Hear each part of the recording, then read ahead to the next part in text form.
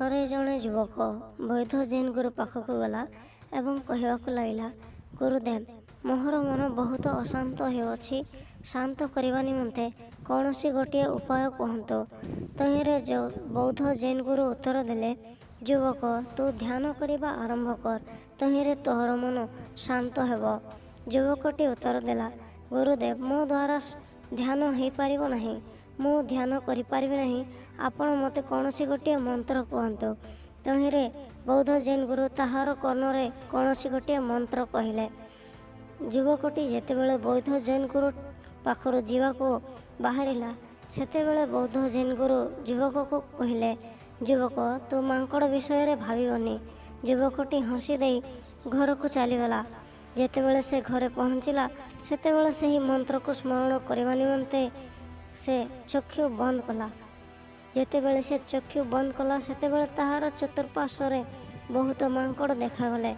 ସେ ଚକ୍ଷୁ ଖୋଲିଲା ଏବଂ ମନେ ମନେ କହିବାକୁ ଲାଗିଲା, ଯଦିଓ ବା ସେ ପାଖରେ ମାଙ୍କଡ଼ ଥିଲେ, ତାହେଲେ ଗୁରୁଦେବ ମୋତେ କାହିଁକି କହିଲେ ଯେ ମାଙ୍କଡ଼ ବିଷୟରେ ତୁ ଭାବିବୁନି? ମୁଁ ତ ମାଙ୍କଡ଼ ଦେଖି ନାହିଁ, ଆଉ ମୁଁ ମାଙ୍କଡ଼ ବିଷୟରେ ଭାବୁନାହିଁ। ହେଲେ ମଧ୍ୟ ମୁଁ ଯେତେବେଳେ ଚକ୍ଷୁ ବନ୍ଦ କଲି, ମୋହର ଚତୁଃପାର୍ଶ୍ୱରେ ମାଙ୍କଡ଼ ଦେଖାଗଲେ। ଏହିପରି ଭାବି ସେ ପୁନର୍ବାର ଚକ୍ଷୁ ବନ୍ଦ କଲା। ସେ ଯେତେବେଳେ ପୁନର୍ବାର ଚକ୍ଷୁ ବନ୍ଦ କଲା, ସେତେବେଳେ ତାହାର ଚତୁଃପାର୍ଶ୍ୱରେ ଆହୁରି ମଧ୍ୟ ଅଧିକ ମାଙ୍କଡ଼ ଦେଖାଗଲେ। ସେ ଚକ୍ଷୁ ଖୋଲିଲା ଆଉ ତାହାର ମନ ବହୁତ ବ୍ୟାକୁଳ ହେଲା। ସେ ରାତ୍ରି ପାହାନ୍ତା ହୁଅନ୍ତେ ଶୀଘ୍ର ଯାଇ ବୌଦ୍ଧ ଜୈନ ଗୁରୁ ପାଖକୁ ପହଞ୍ଚିଲା ଏବଂ କହିବାକୁ ଲାଗିଲା, ଗୁରୁଦେବ, ମୁଁ ମାଙ୍କଡ଼ ଦେଖି ନାହିଁ ଅବା ମାଙ୍କଡ଼ ବିଷୟରେ ଭାବି ନାହିଁ। ହେଲେ ମଧ୍ୟ ମୁଁ ଯେତେବେଳେ ଚକ୍ଷୁ ବନ୍ଦ କଲି, ମୋହର ଚତୁଃପାର୍ଶ୍ୱରେ ବହୁତ ମାଙ୍କଡ଼ ଦେଖାଗଲେ। ଏହା କାହିଁକି ଓ କିପରି?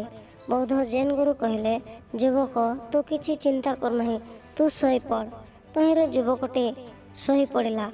ଯେତେବେଳେ ଯୁବକର ନିଦ ଭାଙ୍ଗିଲା, ସେତେବେଳେ ସେ ଗୁରୁ ପାଖକୁ ପହଞ୍ଚିଲା। ବୌଦ୍ଧ ଜୈନ ଗୁରୁ ପଚାରିଲେ, ଯୁବକ, ଏବେ ତୋହର ମନରେ କୌଣସି ଚିନ୍ତା ଅବା କୌଣସି ଭାବନା ଅଛି? ଯୁବକଟି ଉତ୍ତର ଦେଲା, ନାହିଁ। କିନ୍ତୁ ଏହା କିପରି? ବୌଦ୍ଧ ଜୈନ ଗୁରୁ କହିଲେ, ଆମେ ଯେତେବେଳେ ଆମମାନଙ୍କର ଭାବନା, ଚିନ୍ତା, କଳ୍ପନାକୁ ଚାପିବାକୁ ଚେଷ୍ଟା କରୁ, ସେହି ଭାବନା, ଚିନ୍ତା, କଳ୍ପନା ଅଧିକ ଉଛୁଳି ଉଠିଥାଏ।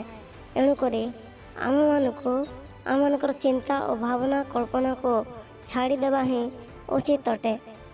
ତହିଁରେ ଆମର ମନ ମସ୍ତିଷ୍କ ଶାନ୍ତି ପ୍ରାପ୍ତ ହୋଇଥାଏ। ଏହି କାହାଣୀରୁ ଆମେମାନେ ଗୋଟିଏ ଜିନିଷ ଶିଖିବାକୁ ପାଉଛୁ। ଆମେମାନେ ଯେତେବେଳେ ନିଜର ଭାବନା ଏବଂ କଳ୍ପନାକୁ ଚାପିବାକୁ ଚେଷ୍ଟା କରିଥାଉ, ସେ ଆହୁରି ମଧ୍ୟ ଅଧିକ ଉଛୁଳି ଉଠିଥାଏ। ତେଣୁକରି ଆମମାନଙ୍କର ଭାବନା ଏବଂ କଳ୍ପନାକୁ ଛାଡ଼ିଦେବା ହିଁ ଆମମାନଙ୍କ ନିମନ୍ତେ ଉଚିତ ଅଟେ।